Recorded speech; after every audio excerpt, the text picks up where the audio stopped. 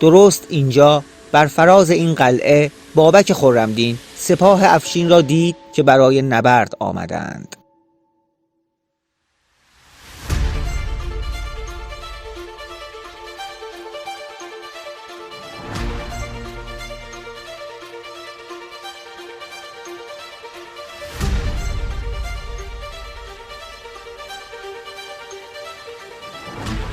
اینجا آخرین پناهگاه مخالفان خلیفه بنی عباس بود. قلعه‌ای بر بلندای کوه که آن را بز یا جمهور خواندند و پس از این نبرد به نام بابک شناخته می شود. دژی محکم و نفوذناپذیر که به دست افشین سردار ایرانی خلیفه بنی عباس فتح شد و پایان 2 دهه نبرد علیه خلافت عرب در آن رقم خورد.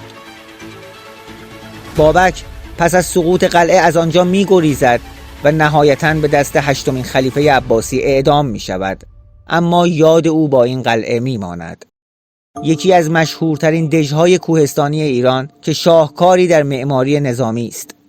بنایی در 3 کیلومتری شهرستان کلیبر که گرچه معماری امروزش را به ساسانیان یا اشکانیان نسبت می دهند، اما ساخت اولیه آن را مربوط به سالها دورتر از آن هم دانستند، به روزگار حکمرانی کادوسیان در 3000 سال پیش. دژ بابک با دره‌های عمیق در اطرافش فتح نشدنی بود. تنها راه رسیدن به قلعه مسیری باریک بوده که نیروهای مهاجم فقط می توانستند پشت سر هم و به ستون یک از آن عبور کنند تا به معبری باریکتر رو به دروازه قلعه برسند با سربازانی منتظر در 2 برج دیدبانی کنارش. قلعه‌ای ساخته شده از سنگ و ساروج که در برابر سرمای سخت زمستان و برف و باران سنگینش مقاوم بود، محاصره‌های طولانی را تاب می آورد و نگهبانان در برج‌های دیدبانی دور تا دورش می توانستند تا کیلومترها دورتر را زیر نظر داشته باشند. بابک خرمدین پس از عقب نشینی‌های پیاپی نهایتاً دل به نفوذناپذیری همین قلعه بسته بود. جایی که تیر و کمان به آن کارگر نمی‌شد و راهی برای رساندن سلاح‌های سنگینی چون منجنیق و دشکوب به آن نبود. قلعه‌ای که بابک در آن می‌توانست به قول ابوعلی بلعمی در کتاب تاریخش با تعداد کمی سرباز جلوی سپاهی بایستد. سپاه آنجا در نتوانستی رفتن که 100 پیاده در گذاری بیستادندی، اگر 100,000 سوار بودی باز داشتندی. اما نشد.